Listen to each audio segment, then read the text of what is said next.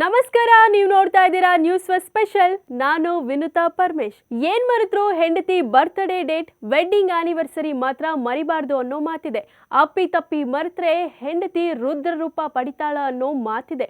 ಅದೇ ರೀತಿ ಇಲ್ಲೊಬ್ಬ ಮದುವೆ ವಾರ್ಷಿಕೋತ್ಸವಕ್ಕೆ ಗಿಫ್ಟ್ ಕೊಟ್ಟಿಲ್ಲ ಅಂತ ಹೆಂಡತಿ ಚಾಕುವಿನಿಂದ ಚುಚ್ಚೆ ಬಿಟ್ಟಿದ್ದಾಳೆ. ಗಂಡನ ಬೆರಳು ಕಟ್ ಮಾಡಿದ್ದಾಳೆ. ಇದು ರೀಲ್. ಈ ಸೀನ್ ಬಗ್ಗೆ ಜಾಸ್ತಿ ಏನು ಹೇಳಬೇಕಾಗಿಲ್ಲ.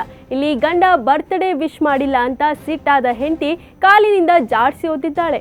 ನಾವಿವತ್ತು ಹೇಳ್ತಿರೋ ಸ್ಟೋರಿಲೂ ಅಷ್ಟೇ. ಇದೇ ರೀತಿ ಗಂಡ ವೆಡ್ಡಿಂಗ್ ಆನಿವರ್ಸರಿಗೆ ವಿಶ್ ಮಾಡಿಲ್ಲ, ಗಿಫ್ಟ್ ಕೊಟ್ಟಿಲ್ಲ ಅಂತ ಹೆಂಡತಿ ರಣಚಂಡಿಯಾಗಿದ್ದಾಳೆ. ಪತಿ ಪರಮೇಶ್ವರ ಅಂತಾನು ನೋಡದೆ ಚಾಕು ತಗೊಂಡು ಚುಚ್ಚೆ ಬಿಟ್ಟಿದ್ದಾಳೆ. ಹೌದು, ಕೇಳೋಕೆ ಶಾಕಿಂಗ್ ಅನ್ಸಿದ್ರು ಇದು ಸತ್ಯ. ಫೆಬ್ರವರಿ 27ರಂದು ಮಧ್ಯರಾತ್ರಿ ಸರಿಸುಮಾರು 12 ಗಂಟೆ ಎಲ್ಲರೂ ನಿದ್ದೆಗೆ ಜಾರಿದ್ರು. ಗಂಡ ಎಂದಿನಂತೆ ಊಟ ಮಾಡಿ ಮಲ್ಕೊಂಡಿದ್ದ. ಆದ್ರೆ ಇವತ್ತು ಮದುವೆಯಾದ ದಿನ ಗಂಡ ಸರ್ಪ್ರೈಸ್ ಗಿಫ್ಟ್ ಕೊಡ್ತಾನೆ ಅಂತ ರೆಡಿಯಾಗಿ ಕೂತಿದ್ದ ಹೆಂಡತಿಗೆ ಪಿತ್ತ ನೆತ್ತಿಗೇರಿತ್ತು. 12 ಗಂಟೆ ಕಾದ್ರೂ ವಿಶ್ ಮಾಡದೆ ಮಲಗಿದ್ದ ಗಂಡನ ಮೇಲೆ ಸಿಡಿದೇ ಬಿಟ್ಲು.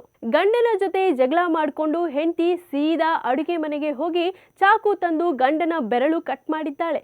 ಬೆಂಗಳೂರಿನ ಬೆಳ್ಳಂದೂರಿನಲ್ಲಿ ಈ ಘಟನೆ ನಡೆದಿದೆ. ರಾತ್ರಿ 1:30ರ ಸುಮಾರಿಗೆ ಹೆಂಡತಿ ಗಂಡನಿಗೆ ಚಾಕುವಿನಿಂದ ಇರಿದಿದ್ದಾಳೆ. ಪತಿ ಬೆರಳು ಕಟ್ಟಾಗಿದ್ದು ತೀವ್ರ ರಕ್ತಸ್ರಾವವಾಗಿದೆ. ಸದ್ಯ ಸ್ಥಳೀಯರ ಸಹಾಯದಿಂದ ಹಲ್ಲೆಗೆ ಒಳಗಾಗಿದ್ದ ಗಂಡನನ್ನ ಆಸ್ಪತ್ರೆಗೆ ದಾಖಲಿಸಲಾಗಿದ್ದು ಚಿಕಿತ್ಸೆ ಕೊಡಿಸಲಾಗಿದೆ. ಘಟನೆ ಸಂಬಂಧ ಬೆಳ್ಳಂದೂರು ಪೊಲೀಸ್ ಠಾಣೆಯಲ್ಲಿ ಪ್ರಕರಣ ಕೂಡ ದಾಖಲಾಗಿದೆ. ಪೊಲೀಸರು ಗಂಡ ಹೆಂಡತಿಗೆ ಕೌನ್ಸಿಲಿಂಗ್ ನಡೆಸಿದ್ದಾರೆ. ಮದುವೆಯಾಗಿ 3 ವರ್ಷ ಕಳೆದಿದ್ದು ಪ್ರತಿ ಬಾರಿ ಗಿಫ್ಟ್ ಕೊಡ್ತಿದ್ದ ಗಂಡ ಈ ಬಾರಿ ಏನೂ ಕೊಟ್ಟಿಲ್ಲ ಅಂತ ಹೆಂಡತಿ ಸಿಟ್ಟಾಗಿ ಈ ಕೃತ್ಯ ಎಸಗಿರೋದಾಗಿ ಬೆಳಕಿಗೆ ಬಂದಿದೆ. ಕ್ಷಣ ಕ್ಷಣದ ಮಾಹಿತಿಗಾಗಿ ನೋಡ್ತಾ ಇರಿ ನ್ಯೂಸ್ ಫಸ್ಟ್, ನಿರ್ಭೀತಿಯಿಂದ ನಿಮ್ಮ ಪರವಾಗಿ.